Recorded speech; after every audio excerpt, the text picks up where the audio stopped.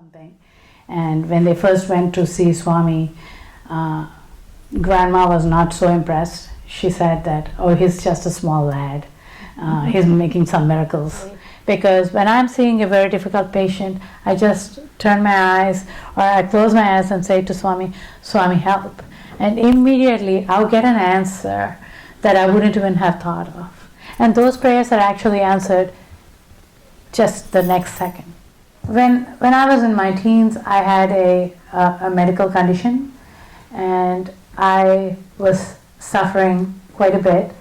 And he came in my sister's dream and told her, I'll be back again in 2 days. And that also made me hopeful that I'm going to be fine. And that's what happened. He healed me. My mom used to send him telegrams all the time. When we were in distress, she would send a telegram to him. Sometimes the answer comes right away. Sometimes it takes a while to come. Priya, how has Sai Baba transformed your life? I've heard this question of yours and Souljourns so many times. Well, the short answer to that question, Sai Baba has changed Priya a lot. Priya's journey to live with Sai Baba always is captured here at the Sharon and Sam Sandweiss Sai Center in Southern California. Her experiences are of spiritual benefit to all. Welcome to Souljourns. This interview was recorded in San Diego, California in November 2018. So I asked my dad, can you recall the first time your parents went to meet Swami? He said, yeah, it was in the 1950s. And Swami must have been in his late 20s, 28 or something. And when they first went to see Swami, Grandma was not so impressed. She said that, oh, he's just a small lad. He's making some miracles. And so that was her take when she came home. But Mr. Hanmantrao was very persistent that my grandfather should come. So whenever Swami came to Chennai, there would be a message for my grandpa saying, Swami is in Chennai, please come. And so that's how the whole tryst with divinity started. And then my father also has a lot of faith in Swami. Whenever his parents used to go to their house, to Mr. Hanmantrao's house, he used to go along with them. And Swami used to have interactions with my dad. Actually, Swami blessed my dad before his wedding, and so it was very, things moved on. And in 1965, when my grandfather turned 60, he had his first heart attack. That's when he started taking spirituality very, very, very seriously. And he became extremely devout, read every piece of literature he could read about Swami. And his devotion to Swami was almost day and night for the next 3 years, from 1965 to 1968. He was like, Swami, Swami, Swami, and each time Swami came to Chennai, he would be there, and he was very, very, very devoted. And in 1967, end of the year 1967, my grandfather became very ill, heart-wise, and then Swami had come to Chennai during Christmas in 67, and they of course had sent word saying Swami is in our house. So he went there, and he literally held Swami's hand and begged him to come and visit our home in Chennai. And Swami kept telling, no, every home is my home. I don't need to particularly come to your house. But my grandfather would not relent. And he said, please, please, Swami, please come. And Swami came, visited us. He was very gracious. I still remember the day. I was 3 years old. And he was very, very, very gracious, and we kept following him all around. We had a huge big hall, and all of us, like about 20 of us in the family, we just kept walking behind Swami. I still remember that. And he suddenly turned around and he looked at my little cousin.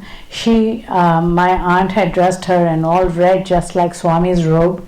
And Swami was very pleased, and he picked her up and he said, "Oh, nuvu nenu okate dress veskunnam." That he said in Telugu, "Oh, you and me are wearing the same color dress." And of course, and then he did the Annaprasana for my sister. She was 6 months old, and Annaprasana is the first solid feed for my sister. And that was the first time my mom experienced the divinity of Swami. She even tells me today that before doing the solid feed for my sister, Swami just had his hand out like this, and Vibhuti just came flowing out of all the 5 fingers, and she was like totally stunned, and she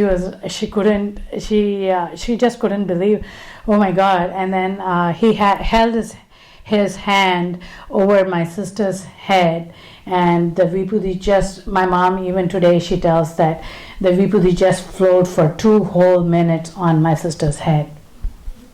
And then afterwards he named my cousin brother Sai Giridhar, and so all the little ones in the family were kind of blessed, very, very blessed that day. Then my grandfather would not keep quiet. He would ask Swami, he asked Swami, "Swami, I really want to weigh you. Can I please weigh you?" And and Swami said, no, that's not necessary. I'm 108 pounds, that's it. And then, but when my grandfather would not keep quiet, he kept, "Swami, please, you have to, please." And so they brought the weighing machine, and they made Swami stand on the weighing machine. And Swami, lo and behold, of course, my father says that the needle went like this, and then finally it stood at 108. And then Swami said to my grandfather, "See, I told you, I weigh only 108 pounds, and look." And then my grandfather was satisfied. And then my grandfather was like, he just wouldn't leave Swami. He just kept holding his hand and begging him, kind of. And then Swami put his hand on his chest and he said, "Oh, don't worry, your heart will be all okay." And then he said, "Swami, I really, really want to come to Puttaparthi. I've never been able to make it. I want to come to Shivratri this time." And then Swami told him, why Shivratri? We don't need to wait until then. You can come in 10 days. You'll be with me in 10 days. At that time, my grandfather did not understand the intent of what Swami said was 10 days. Exactly 10 days from then on Vaikunta Ekadasi, my grandfather passed away. So he knew. Swami, that was Swami's way. Vaikunta Ekadasi, by the way, is very, very auspicious for Hindus. We really truly believe that the heavens doors open on that day. And so my grandfather passed. And then actually, when my grandfather asked Swami, "Swami, I want to visit you," and Swami said, "You'll be with me in 10 days. My grandmother, I think she was subtly she knew something, and so she asked, "What about me, Swami?" Mm-hmm. And then Swami said, "Oh, you can come for Shivratri." So that's how it all started. And so we for the last 3 years of my grandfather's life, we used to have bhajans every Thursday, and I do remember some bhajans from then also.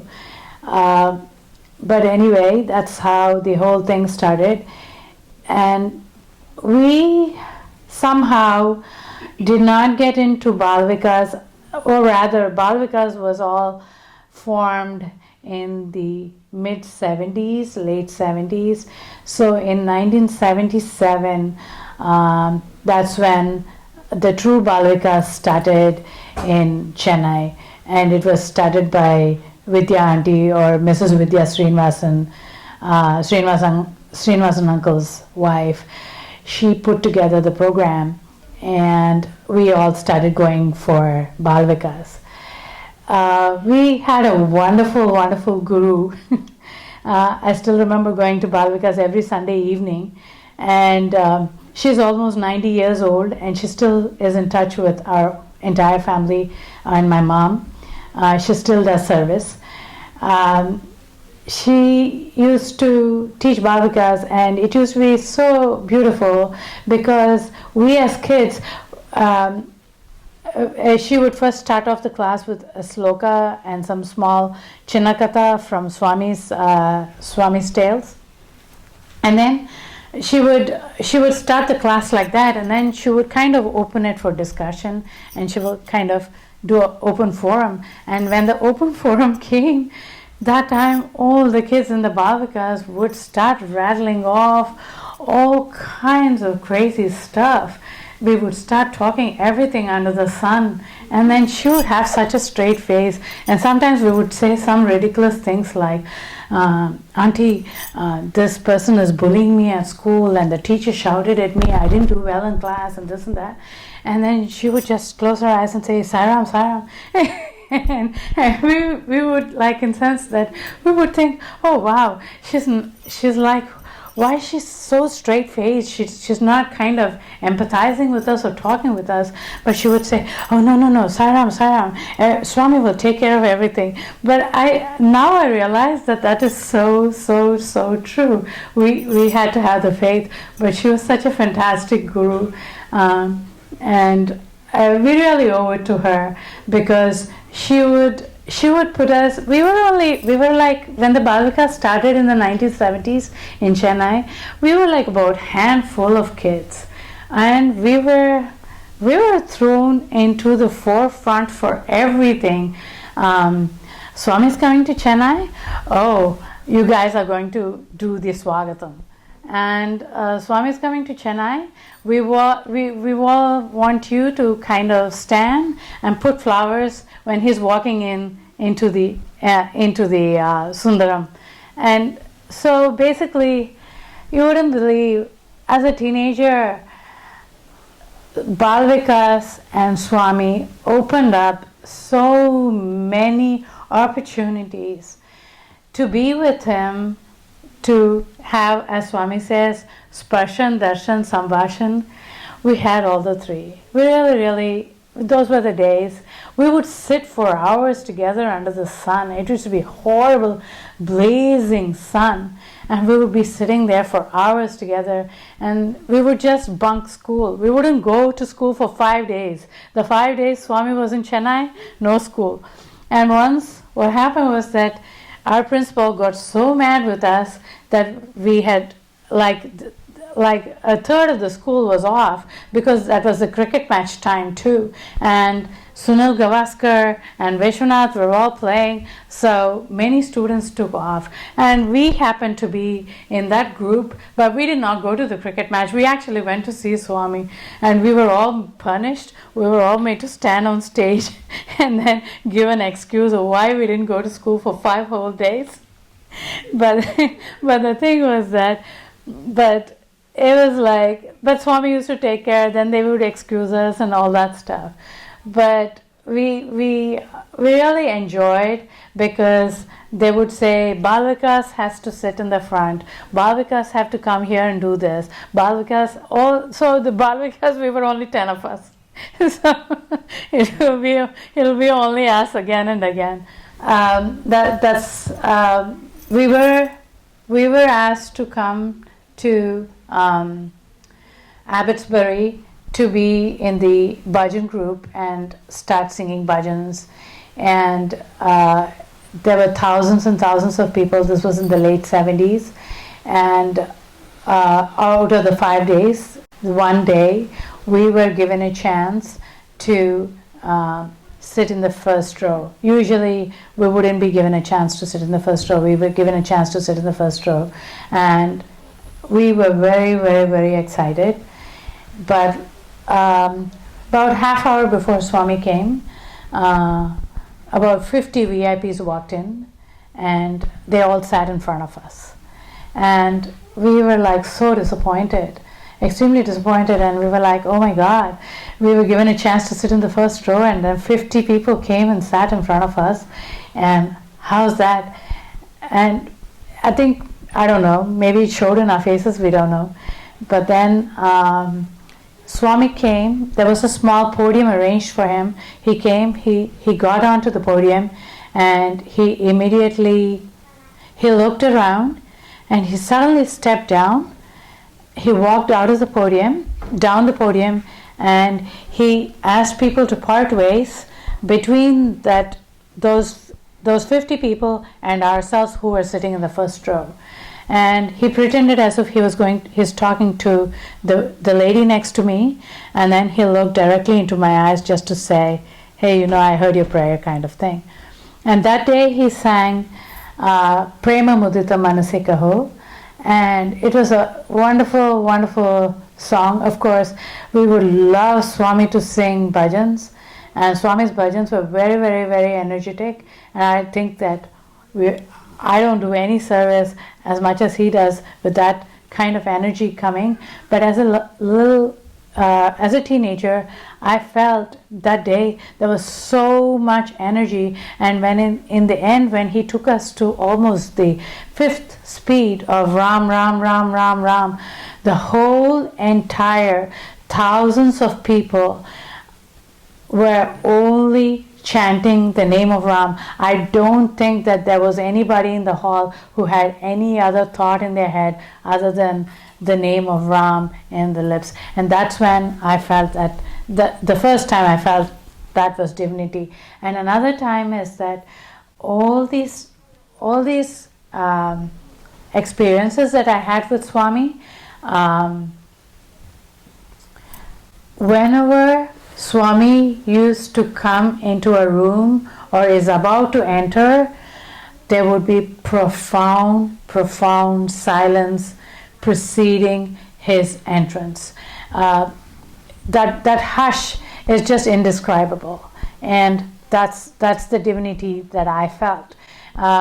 Nobody need to tell us, or like nobody.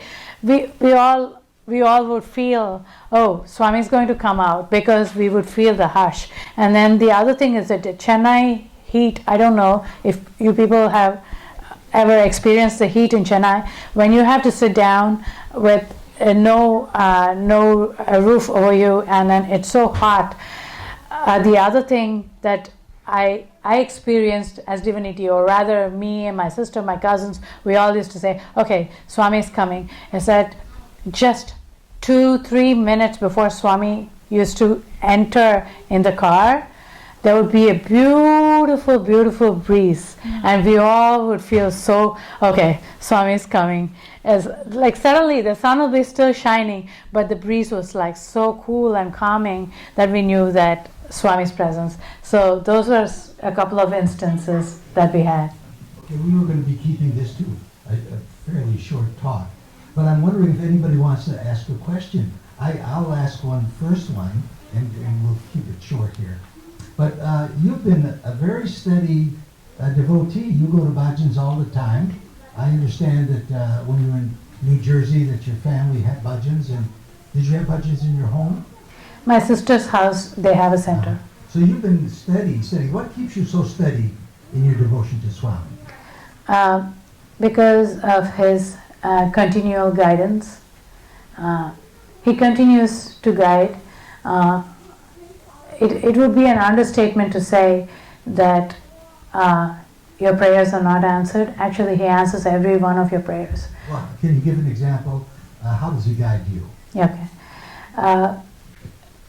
When I was in my teens, I had a medical condition, and I was suffering quite a bit.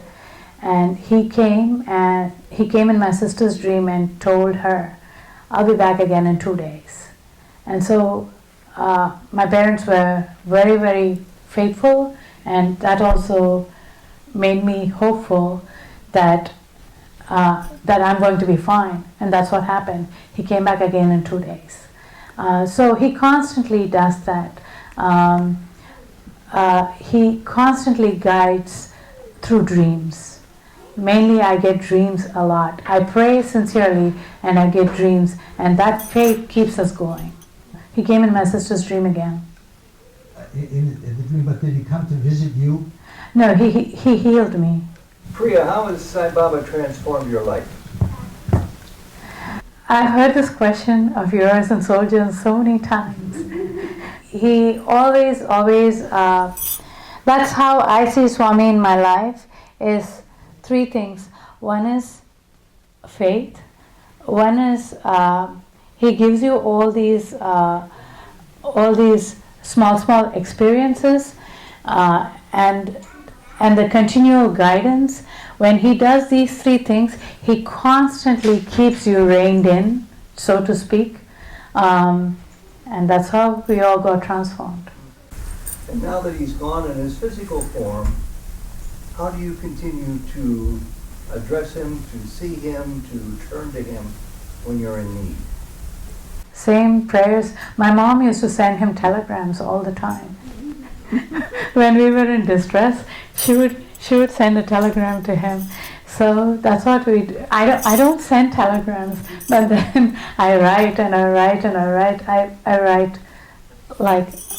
I write a lot, asking him, what's your guidance, and then I wait for the answer. Sometimes the answer comes right away. Sometimes it takes a while to come. What do you do with the letters? I go back and I read them, because all those prayers they are answered. So I go back to read them. How do you seek guidance or incorporate Swami into your work? Oh, that's so hard, because it is really, really very hard, because you get so carried away with the passion of treating the patients and thinking that you're the doer, and that's when you just have to send him a prayer, and those prayers are actually answered just the next second. They're answered right away. Especially because when I'm seeing a very difficult patient, I just turn my eyes or I close my eyes and say to Swami, Swami, help. And immediately I'll get an answer that I wouldn't even have thought of. And then that would kind of dissipate the whole situation. Especially when you pray for others, it gets answered right away. I can give you an example. My sister is a physician too, and she had some difficult scenarios a couple of weeks ago, and one of them was the Sai Center auntie who we knew, and my sister was treating her, and she was in the hospital, and my sister was very, very worried about her. She did not know how she could help her, so she sat at Swami's feet that day at her center and then prayed to Swami, and lo and behold, she had an answer, and then the lady was all healed up, and then she went home in 2 days. So usually those prayers which we pray for others are answered right away. I just would like to share one more and then I'll close. Is that we really have to have the faith that he is divinity, and then he's there to guide us. We shouldn't doubt that even once. And if you have the doubt, then he tests you, and that becomes really tough. So you have to have the faith that he is complete divinity. No more doubt. That's a certain aspect in many religions, that you rise beyond doubt, so that there's, no matter what happens to you, there's no more doubt that he actually is divinity. There's so many stories of his divinity. Yeah. But thank you, Priya. Yeah. Thank you again. Thank you, Sam, for asking me to do this, and I really appreciate it. It's a wonderful Thanksgiving offering that I could do for Swami. The least that I could do, that's so much he's done for me.